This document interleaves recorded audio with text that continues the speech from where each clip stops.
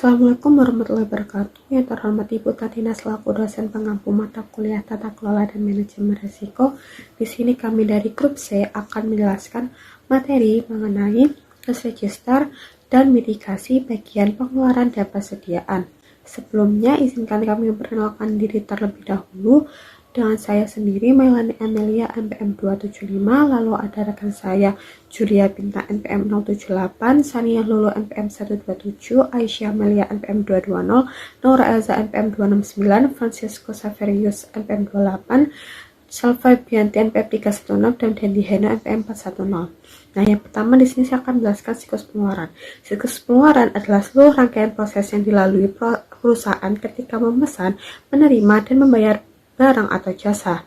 Cakupannya itu sangat luas, mulai dari pembayaran sewa gedung, tagihan listrik dan air, hingga hal-hal yang terkesan sepele seperti penggantian biaya taksi karyawan atau pembelian alat tulis kantor. Nah, tujuan utama dari manajemen risiko di sini adalah memastikan satu hal yang sederhana namun sering dilupakan, yaitu setiap rupiah yang keluar dari kas perusahaan harus sah, sudah diotorisasi, efisien, dan dicatat dengan benar. Dalam siklus pengeluaran, kita mengenal 3 area risiko yang harus diwaspadai secara berbeda-beda. Area yang pertama adalah risiko pemborosan dan inefisiensi. Ini terjadi ketika perusahaan membayar lebih mahal dari yang seharusnya atau membelanjakan uang untuk hal yang tidak memberikan manfaat nyata. Penting untuk digarisbawahi bahwa ini bukan kecurangan, tapi pelakunya itu tidak berniat jahat. Ini murni akibat proses pengadaan yang lemah atau kurangnya disiplin dalam pengelolaan anggaran. Nah, area yang kedua adalah resiko kecurangan atau fraud. Disinilah ada niat jahat yang disengaja. Bentuknya bisa bermacam-macam, seperti mengajukan klaim biaya perjalanan yang tidak pernah terjadi, berkolusi dengan pemasok untuk menaikkan harga lalu menerima uang kembali, atau yang dikenal dengan istilah kickbacks, hingga membayarkan faktur kepada vendor cangkang yang sebenarnya tidak pernah memberikan jasa apapun. Nah, area yang ketiga adalah resiko pelaporan keuangan. Ini lebih bersifat teknik akuntansi. Pengeluaran bisa saja dicatat di periode yang salah. Misalnya, beban bulan Desember dicatat di Januari tahun berikutnya, atau yang lebih serius itu terjadi kesalahan klasifikasi antara belanja modal atau CAPEX dan belanja operasional atau OPEX. Nah, mengapa ini berbahaya? Karena CAPEX dikapitalisasi dan tidak langsung mengurangi laba, sedangkan OPEX langsung dibebankan. Kesalahan ini dapat digunakan untuk menggelembungkan laba secara artifisial. Nah, selanjutnya di sini kita membahas resiko yang bersifat inherent, yang artinya bahwa resiko yang memang sudah melekat pada jenis pengeluaran itu sendiri, bahkan sebelum ada pengendalian apapun. Ada 2 kategori yang perlu kita bedakan. Kategori yang pertama adalah biaya operasional tidak langsung atau overhead. Ini adalah pengeluaran yang tidak bisa langsung dikaitkan dengan satu unit produk yang terjual.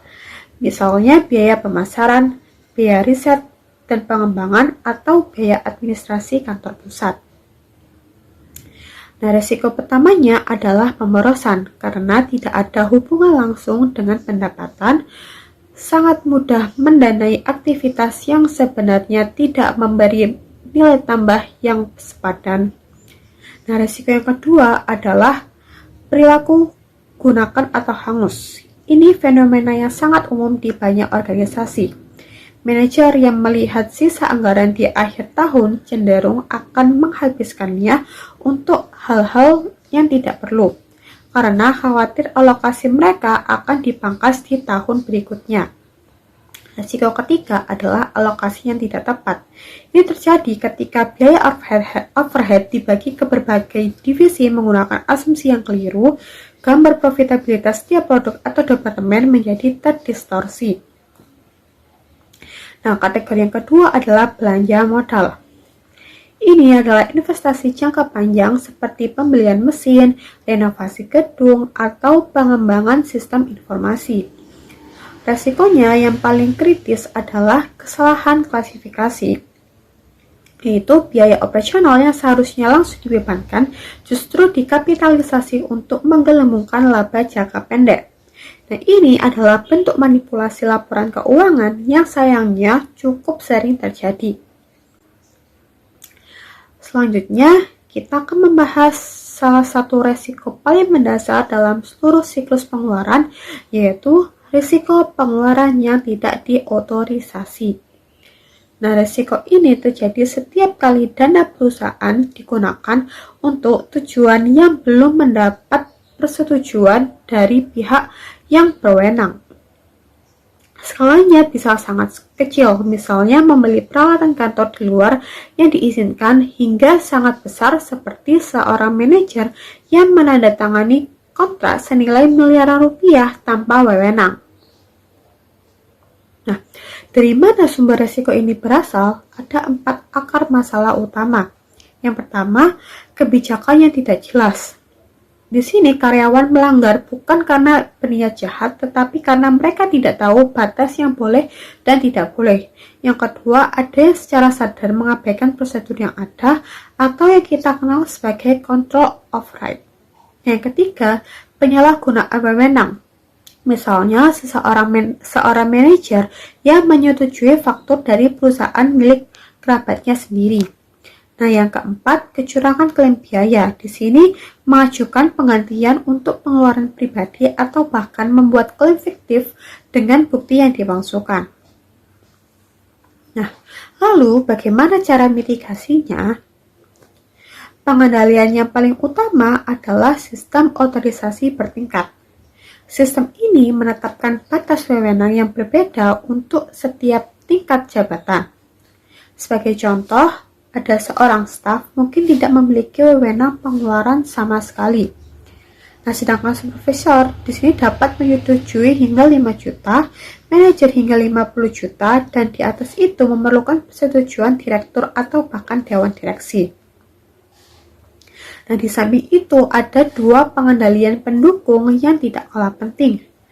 Yang pertama ada pemisahan tugas. Di sini orang yang mengajukan permintaan pengeluaran tidak boleh merangkap sebagai orang yang menyetujuinya. Dan pengendalian anggaran, yang mana merupakan sistem secara otomatis menolak permintaan yang melebihi batas anggaran yang telah ditetapkan. Nah, dengan 3 lapis pengendalian ini, perusahaan dapat secara signifikan menutup celah kebocoran dana sebelum kerugian terjadi. Assalamualaikum warahmatullahi wabarakatuh. Sebelumnya perkenalkan, nama saya Salwa Febianti Anggita dengan NPM akhir 316. Jadi di sini saya akan menjelaskan dari resiko pengeluaran yang tidak tepat waktu, yang dimana hal itu dibagi menjadi 2, yaitu ada resiko membayar terlalu cepat dan juga resiko membayar terlalu lambat. Nah, untuk resiko membayar terlalu cepat, yaitu dimana membayar faktur masuk itu jauh sebelum tanggal jatuh temponya, yang menyebabkan itu adalah praktik manajemen kas yang buruk. Nah, hal itu secara tidak perlu mengurangi saldo kas perusahaan yang dapat digunakan untuk tujuan lain atau diinvestasikan untuk mendapatkan bunga. Nah, dan masalah itu juga sering terjadi jika tidak ada proses yang terpusat untuk mengelola tanggal jatuh tempo fakturnya. Nah, untuk yang kedua yaitu resiko membayar terlalu lambat, yang dimana membayar faktur setelah tanggal jatuh tempo itu dapat memiliki konsekuensi yang lebih serius, yaitu seperti dendam keterlambatan, kerusakan hubungan dengan pemasok, dan kerusakan reputasi kredit. Dan selain itu, mitigasi terhadap risiko pengeluaran ini itu yang tidak tepat waktu memerlukan sistem manajemen utang usaha yang efisien, dan sistem ini tuh harus mampu melacak tanggal jatuh tempo semua faktur dan menjadwalkan pembayaran semua yang dilakukan pada tanggal yang optimal. Baik, selanjutnya di sini ada risk register, yang dimana yaitu pengeluaran biaya dan non biaya, yang dimana risk register itu untuk siklus pengeluaran yang berfokus pada risiko-risiko yang dapat menyebabkan kerugian kas, inefisiensi, atau salah saji akuntansi. Dan risk register ini digunakan untuk membantu memastikan bahwa ada akuntabilitas dan pengawasan yang memadai atas semua jenis arus kas yang keluar. Dan entry dalam risk register ini itu mencakup dari resiko-resiko yang dibahas seperti pengeluaran yang dimanipulasi atau termasuk kecurangan, kesalahan alokasi biaya yang dapat mendistorsi analisis profitabilitas dan pemborosan yang merupakan bentuk dari inefisiensi murni. Lalu ada proses penyusunan risk register yang dimana hal ini tuh juga harus melibatkan manajer dari berbagai departemen karena mereka lah seorang pemilik anggaran yang membuat keputusan pengeluaran sehari-hari. Jadi keterlibatan mereka itu bisa memastikan bahwa resiko-resiko tadi yang diidentifikasikan itu bersifat praktis dan pengendalian yang diusulkan itu juga dapat diterima dan diimplementasikan. Ada identifikasi resiko yang dimana ini membahas tentang pengeluaran biaya yang dimanipulatif. Jadi resiko pengeluaran biaya yang dimanipulasi atau fraud itu merupakan bentuk kecurangan di mana karyawan itu menyalahgunakan sistem penggantian biaya untuk keuntungannya pribadi, mulai dari penggelembungan jarak tempuh hingga penggunaan bukti fiktif. Dan masalah utama itu muncul dari kurangnya peninjauan detail terhadap laporan pengeluaran yang secara langsung berdampak pada kerugian kas perusahaan dan rusaknya budaya integritas. Dan meskipun secara individu dampaknya dinilai kecil, frekuensi itu kejadian juga sering membuat risiko ini secara agregat menjadi sangat signifikan. Nah, untuk mengatasi hal itu diperlukan rencana perlakuan yang komprehensif. Di antaranya yang pertama ada kebijakan ketat, yaitu menerapkan aturan tanpa bukti asli tidak ada penggantian. Yang kedua, cara yang diperlukan adalah audit berkala, yaitu melakukan audit acak setiap kuartal oleh tim internal. Dan yang terakhir adalah analisis data, yaitu menggunakan teknologi untuk mendeteksi klaim duplikat atau pola transaksi yang mencurigakan di bawah batas otorisasi. Nah, tanggung jawab ini berada di tangan kontroler dan kepala audit internal yang memastikan kontrol preventif dan detektif berjalan efektif guna memitigasi kelemahan pada sistem persetujuan atasan yang selama ini cenderung lemah. Selanjutnya akan dijelaskan oleh rekan saya. Oke, sebelumnya perkenalkan, nama saya Sania Lulu Fitriana dengan NPM akhir 127. Di sini saya akan menjelaskan mengenai identifikasi risiko terkait kesalahan alokasi biaya. Jadi, kesalahan alokasi biaya itu terjadi ketika biaya itu dicatat ke pusat biaya, produk, atau proyek yang tidak tepat. Masalah ini itu membuat data keuangan di dalam perusahaan menjadi kurang tepat sehingga pimpinan bisa salah mengambil keputusan. Contohnya, perusahaan itu bisa mengira suatu produk tidak menghasilkan keuntungan, padahal sebenarnya produk itu masih dapat memberikan laba. Nah, dari kesalahan tersebut itu bisa disebabkan oleh beberapa hal, yaitu mungkin karena karyawannya kurang memahami struktur atau penggunaan kode akun, lalu pengendalian saat input data masih lemah, dan biaya operasional tercatat ke bagian atau proyek yang salah. Nah, dari hal tersebut dampak yang ditimbulkan yaitu laporan profitabilitas per produk atau departemen menjadi tidak akurat. Nah, kalau hal ini terus terjadi, perusahaan itu bisa membuat keputusan bisnis yang kurang sesuai. Nah, dari hal tersebut terdapat beberapa penanganan yang bisa dilakukan, yaitu dengan memberikan pelatihan ulang tentang penggunaan kode akun, serta meminta manajer departemen memeriksa dan menyetujui laporan pengeluaran setiap bulannya. Oke, selanjutnya kita masuk ke dalam identifikasi risiko terkait pemborosan atau waste. Jadi pemborosan itu adalah risiko ketika sumber daya perusahaan itu digunakan untuk aktivitas atau pengeluaran yang tidak memberi nilai tambah. Biasanya hal ini tuh terjadi bukan karena sengaja untuk berbuat kesalahan, tetapi karena adanya kurang kehati-hatian dalam memakai anggaran, perencanaan yang kurang baik, atau kebiasaan kerja yang belum hemat. Nah, dari hal tersebut beberapa penyebab utamanya yaitu pengawasan anggaran yang kurang ketat, lalu juga ada budaya gunakan atau hangus atau use it or lose it. Jadi budaya ini tuh artinya ketika seseorang itu memiliki pikiran kalau anggaran itu tidak dipakai sekarang nanti bisa hilang atau dikurangi. Jadi orang itu merasa kalau harus menghabiskannya walaupun sebenarnya tidak terlalu perlu. Akibatnya muncul pengeluaran yang tidak dilakukan hanya supaya anggaran tidak tersisa, bukan karena benar-benar dibutuhkan. Lalu penyebab lainnya yaitu ada muncul pengeluaran yang sebenarnya tidak terlalu perlu, terutama di akhir tahun anggaran. Nah, dari hal tersebut dampak yang ditimbulkan yaitu pemborosan bisa membuat keuntungan perusahaan berkurang dan penggunaan dana menjadi kurang efektif. Nah, kalau ini terus terjadi, perusahaan itu akan sulit dalam mengatur biaya dengan baik dan mencapai efisiensi. Nah, maka terdapat beberapa penanganan yang bisa dilakukan, yaitu dengan mengecek anggaran secara rutin, misalnya setiap 3 bulan, lalu membolehkan sebagian sisa anggaran dipakai di tahun berikutnya, serta meninjau selisih antara anggaran dan pengeluaran setiap bulannya secara lebih detail. Untuk materi selanjutnya akan dijelaskan oleh rekan saya. Baik, di sini saya akan menjelaskan terkait mitigasi risiko pengendalian pengeluaran. Mitigasi risiko dalam siklus pengeluaran berfokus pada pembangunan sistem yang menjamin setiap pengeluaran bersifat perlu, terotorisasi, wajar, dan tercatat dengan akurat. Karena jenis pengeluaran yang sangat beragam, strategi mitigasi yang diterapkan harus disiplin namun tetap fleksibel. Kerangka pengendalian efektif menggabungkan 3 elemen utama, yaitu otorisasi formal, pengawasan anggaran yang ketat, dan proses verifikasi independen. Secara operasional, sistem ini dibangun menggunakan 3 lapisan pengamanan. Yang pertama, pengendalian preventif, yaitu berperan sebagai garda terdepan untuk mencegah terjadinya kesalahan atau penyimpangan sebelum pengeluaran terjadi.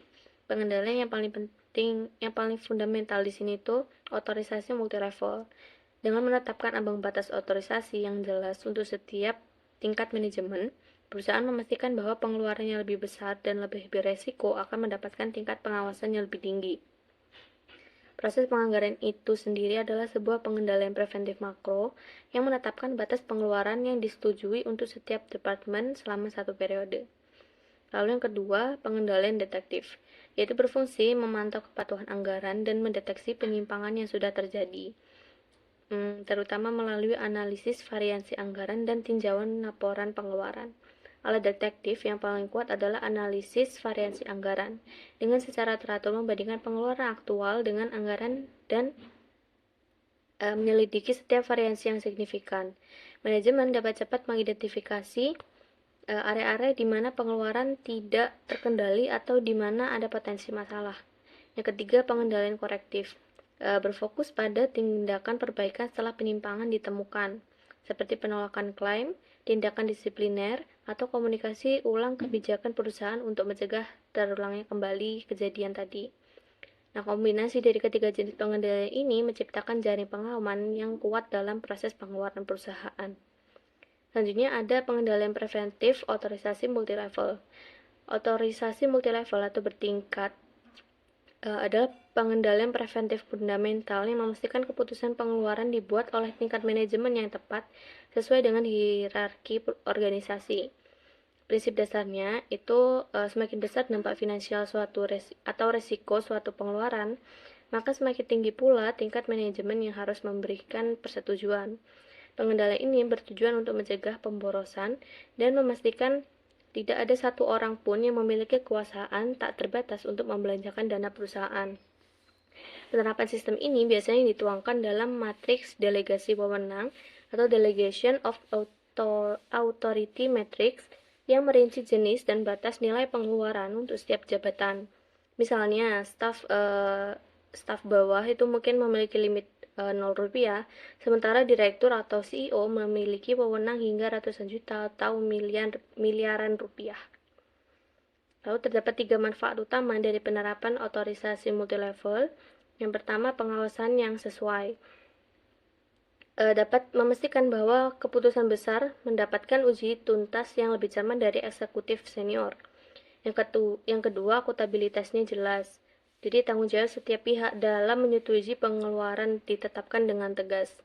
Lalu yang ketiga, efisiensi operasional. Dengan memberdayakan manajer tingkat bawah untuk menyetujui pengeluaran rutin kecil tanpa birokrasi yang panjang. Nah, agar efektif, matriks ini sebaiknya ditegakkan melalui sistem seperti e-procurement, yang secara otomatis merutekan permintaan ke penyetuju yang benar dan mencegah seseorang menyetujui pengeluarannya sendiri. Dengan demikian, perusahaan dapat menyeimbangkan antara pemberdayaan karyawan dan pengendalian organisasi. Di sini saya akan menjelaskan mengenai analisis variansi anggaran. Analisis variansi anggaran adalah sebuah pengendalian detektif yang kuat dan merupakan landasan dari manajemen berdasarkan pengecualian. Jadi analisis variansi sangat efektif dalam menyoroti potensi masalah.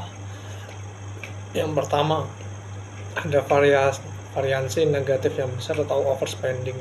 Jika sebuah departemen secara konsisten menghabiskan lebih dari anggarannya, ini dapat mengindikasikan adanya inefisiensi, pemborosan, atau bahkan kecurangan. Ini memicu pertanyaan kepada manajer departemen yang bertanggung jawab. Yang kedua ada variansi positif yang besar atau underspending. Meskipun terlihat bagus, pengeluaran yang jauh di bawah anggaran juga bisa menjadi bendera merah. Ini mungkin mengindikasikan bahwa aktivitas penting yang dirancanakan seperti pemeliharaan atau pelatihan tidak dilaksanakan, yang dapat menciptakan risiko di masa depan. Yang ketiga ada perbandingan dengan periode sebelumnya. Membandingkan pengeluaran saat ini dengan periode yang sama tahun lalu juga dapat mengungkap tren yang tidak biasa yang mungkin tidak terlihat dari perbandingan dengan anggaran saja. Lalu ada peninjauan laporan keuangan. Peninjauan laporan keuangan terutama dilakukan setelah persetujuan awal oleh manajer lini berfungsi sebagai pengendalian detektif sekaligus korektif. Sebagai pengendalian detektif, peninjauan ini dapat menangkap masalah yang mungkin terlewatkan oleh atasan langsung yang sibuk seperti klaim duplikat, yaitu karyawan mengajukan klaim yang sama lebih dari satu kali. Yang kedua ada pelanggaran kebijakan, klaim untuk item-item yang secara eksplisit tidak diizinkan oleh kebijakan, misalnya alkohol atau hiburan pribadi. Yang ketiga bukti yang dipertanyakan, yaitu kwitansi yang telah tidak terlihat diubah, yang terlihat diubah atau tidak sah. Dan yang keempat, pola yang mencurigakan seperti seorang karyawan yang secara konsisten mengajukan klaim makan malam tepat di bawah ambang batas yang memerlukan bukti. Di sini ada risk register, persediaan dan pengadaan barang. Risk register untuk persediaan dan siklus pengadaan yang terkait adalah alat manajemen yang krusial bagi perusahaan dagang dan manufaktur. Persediaan seringkali merupakan salah satu investasi terbesar dalam aset lancar, dan pengelolaannya yang buruk dapat dengan cepat menghancurkan profitabilitas dan arus kas. Entry dalam risk register ini akan mencakup pertarungan klasik dalam manajemen persediaan, yaitu risiko kelebihan atau kekurangan stok. Keduanya sama-sama berbahaya, yang satu mengikat kas dalam aset yang tidak produktif, sementara yang lain menyebabkan kehilangan penjualan. Oke, selanjutnya di sini saya akan bahas mengenai risiko dalam pengelolaan persediaan, khususnya terkait overstock dan juga stock out, juga risiko dari kesalahan dalam penilaian persediaan. Jadi persediaan sendiri itu bagian penting ya di dalam sebuah operasional perusahaan, di mana dia itu kalau tidak dikelola dengan baik dapat menimbulkan kerugian baik dari sisi operasional maupun keuangan sebuah perusahaan.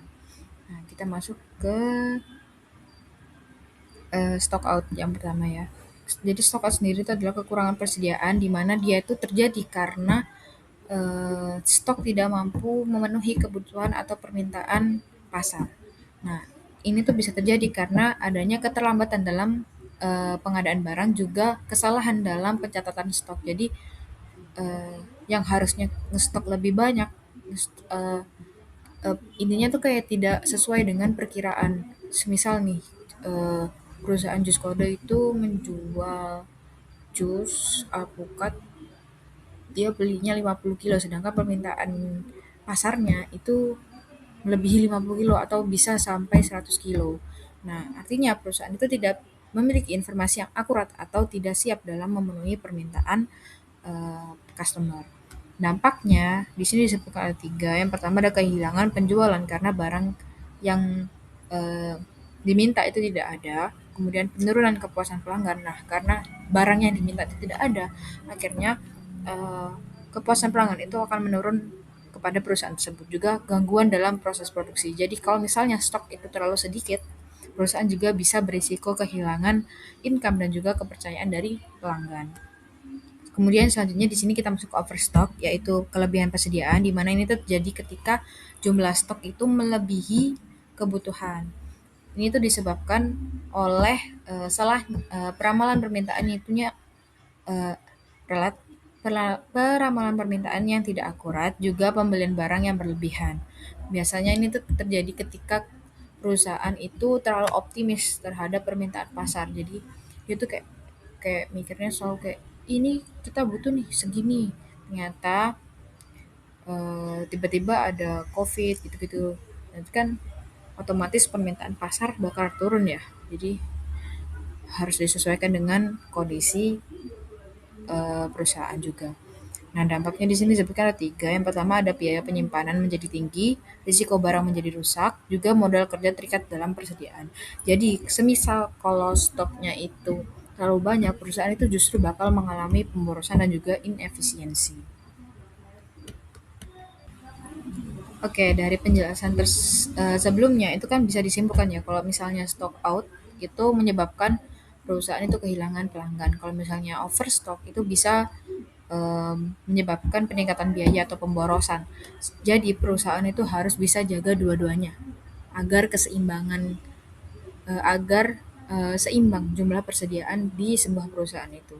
Nah, selain jumlah persediaan, yang nggak kalah pentingnya itu adalah penilaian persediaan di dalam laporan keuangan, di mana risiko itu muncul ketika terjadi kesalahan dalam menentukan nilai persediaan. Penyebabnya sendiri di sini disebutkan ada 4 ya. Yang pertama ada kesalahan dalam metode penilaian. Jadi perusahaan itu harus menentukan metode penilaian berdasarkan dengan kondisi perusahaan tersebut. Jadi dia harus pakai FIFO atau average atau apapun itu ya. Harus disesuaikan dengan kondisi perusahaannya. Kemudian pencatatannya tidak akurat, juga tidak memperhitungkan barang rusak atau usang, juga kurangnya pengawasan oleh pihak-pihak berwenang. Nah, hal ini tuh menunjukkan adanya kelemahan dalam sistem pencatatan dan pengendalian internal di dalam sebuah perusahaan. Nah, hal tersebut berdampak kepada laporan keuangan, di mana laporan keuangan itu bisa jadi tidak akurat karena adanya kesalahan dalam pencatatan. Kemudian laba itu bisa terlihat lebih tinggi, juga bisa terlihat lebih rendah dari yang sebenarnya karena adanya kesalahan pencatatan tadi. Kemudian keputusan manajemen menjadi tidak tepat, juga meningkatkan adanya risiko temuan audit. Nah, dengan kata lain, kesalahan kecil dalam pencatatan itu bisa berdampak sangat besar pada pengambilan keputusan. Kesimpulannya, pengelolaan persediaan itu harus bisa tepat jumlahnya agar tidak terjadi stock out maupun overstock ya guys. Jadi penilaian persediaan itu juga harus akurat agar laporan keuangan itu bisa dipercaya. Nah, kedua hal ini tuh sangat penting untuk menjaga efisiensi operasional dan juga kualitas pengambilan keputusan dalam sebuah perusahaan. Assalamualaikum warahmatullahi wabarakatuh. Di sini saya akan menjelaskan materi tentang identifikasi risiko, yaitu kualitas barang yang diterima. Ini adalah risiko operasional yang paling awal. Bahayanya kalau bahan baku atau barang jadi yang kita terima dari supplier itu cacat, nggak sesuai spek atau nggak aman. Efek dominonya yang pertama ada produksi jadi berantakan, yang kedua barang jadi ikut cacat, yang ketiga konsumen menjadi kecewa atau reputasi hancur. Kemudian selanjutnya yaitu saya akan membacakan isi risk registernya. Yang pertama sebabnya ada prosedur cek barang nggak jelas atau suppliernya emang nggak benar. Kemudian resikonya perusahaan terlanjur menerima barang berkualitas rendah. Dampaknya yaitu biaya bengkak karena harus kerja 2 kali atau rework, jalur produksi bisa berhenti dan nama baik perusahaan akan rusak. Yang selanjutnya yaitu adalah kategori masuk ke masalah operasional, reputasi dan finansial. Dan terakhir adalah penanggung jawab yaitu manajer QC atau quality control dan manajer pengadaan. Di materi selanjutnya yaitu adalah mitigasi risiko, persediaan dan pengadaan. Mitigasi risiko dalam siklus ini bertujuan untuk memastikan optimalisasi aset melalui prinsip tepat, barang yang tepat, jumlah yang tepat, atau waktu yang tepat, kualitas yang tepat, dan nilai akuntansi yang tepat. Hal ini memerlukan integrasi antara fungsi pengadaan, penerimaan, penyimpanan, dan akuntansi. Nah, di sini ada 3 pilar kerangka pengendalian. Yang pertama adalah pengendalian preventif atau pencegahan. Seleksi pemasokannya dengan cara proses sertifikasi dan pemilihan vendor yang ketat. Kemudian sistem komputerisasinya, penggunaan sistem persediaan perpetual dan ERP yang dapat memicu pesanan otomatis saat mencapai reorder point atau ROP untuk mencegah kekurangan stok. Sorry. Yang kedua yaitu pengendalian detektif atau pendeteksi. Untuk verifikasi fisiknya menggunakan stock of name periodik atau penghitungan fisik untuk mencocokkan jumlah barang di gudang dengan catatan sistem. Kemudian analisis data, tinjauan terhadap rasio perputaran persediaan, dan laporan barang yang lambat terjual atau slow moving stock.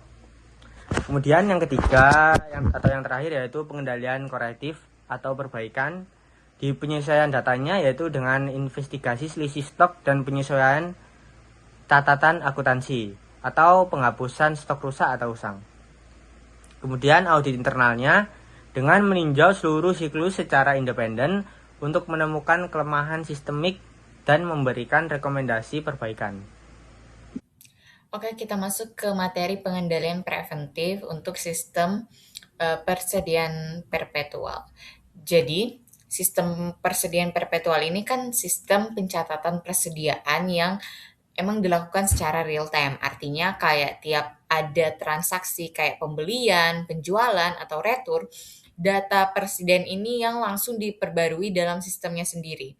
Nah, itu beda sama sistem periodik yang hanya diperbarui itu kayak akhir periode. Kalau sistem ini tuh biasanya kayak udah terintegrasi dengan teknologi kayak misalnya ERP, makanya lebih akurat dan cepat untuk memberikan informasi.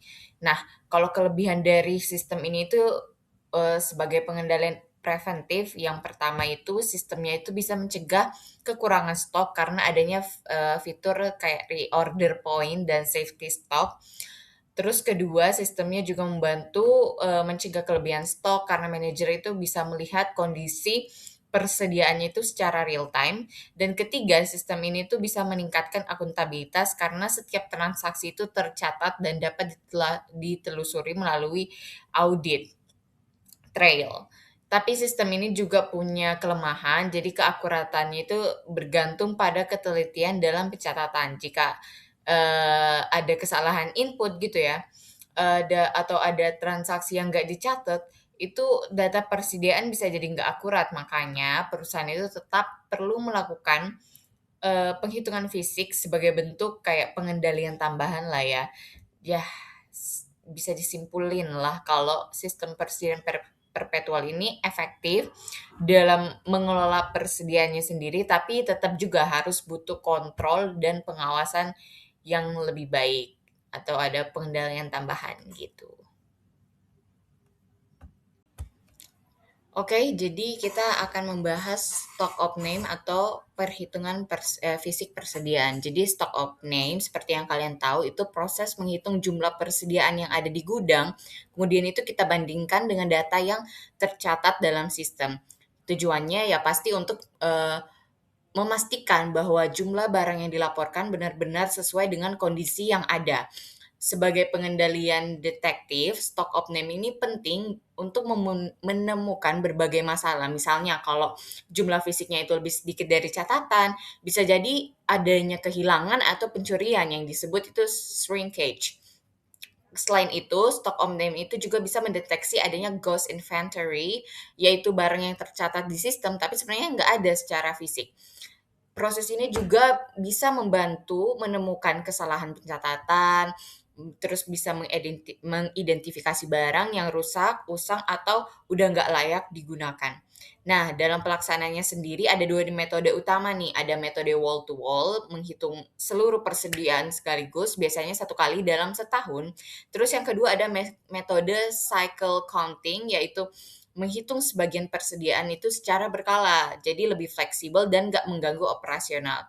Jadi bisa disimpulkan bahwa stock of name ini salah satu cara pengendalian yang penting untuk menjaga keakuratan data dan persediaan dan mendukung laporan keuangan yang bisa dipercaya.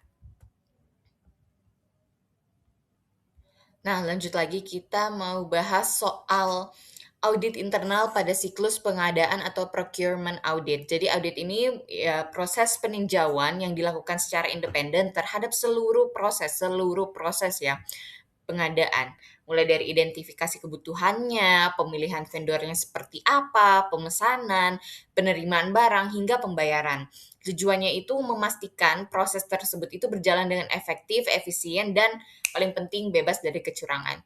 Sebagai pengendalian korektif, audit internal itu nggak hanya melihat kesalahan di tingkat transaksi, tapi juga bisa mengidentifikasi masalah yang sistemik. Misalnya, kalau ditemukan pembayaran ganda nih, maka biasanya masalahnya itu bisa jadi bukan ada pada individunya, tapi misalnya karena sistemnya yang kurang akan memiliki pengendalian yang otomatis gitu misalnya ya. Terus dalam pelaksanaannya audit ini bisa mencakup beberapa aspek penting seperti misalnya kepatuhan terhadap kebijakan, efektivitas pengendalian seperti pemisahan tugas, segregation of duty, proses three-way match, serta analisis potensi kecurangan melalui data. Selain itu, audit itu juga bisa mengevaluasi apakah misalnya proses pengadaan itu sudah efisien atau masih terlalu kompleks. Jadi hasil audit akan dilaporkan kepada manajemen dan digunakan sebagai dasar perbaikan. Dengan demikian, audit internal itu bisa berperan penting dalam meningkatkan integritas, efisiensi, dan akuntabilitas dalam proses pengadaan oleh entitas tersebut gitu.